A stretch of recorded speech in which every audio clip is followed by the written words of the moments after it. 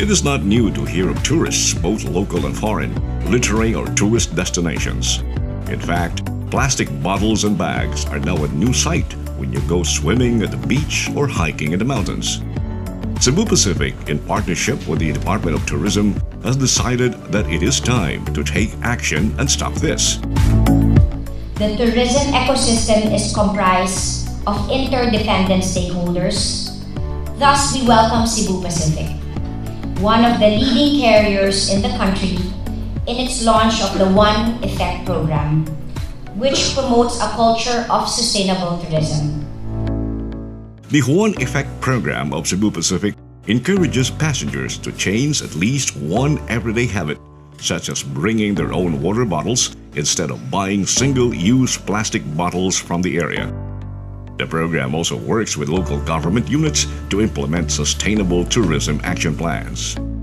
In the DOT, we see the need to inspire, collaborate, educate, and habitualize our efforts on this advocacy.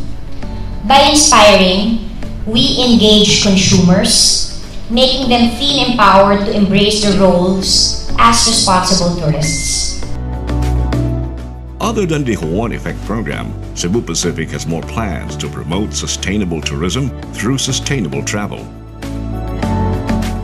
We want to do our share to cut down on our use of non-recyclable plastic to only what is necessary. This is why starting October 1st, 2018, all non-recyclable plastic spoons, forks, stirrers, and cups will be replaced with sustainable alternatives for in-flight meals and refreshments across all our flights. We are investing in more fuel-efficient aircraft and in technology that improves flight operation efficiency, allowing the airline to reduce fuel consumption and consequently carbon emissions, particularly on a per-passenger travel basis.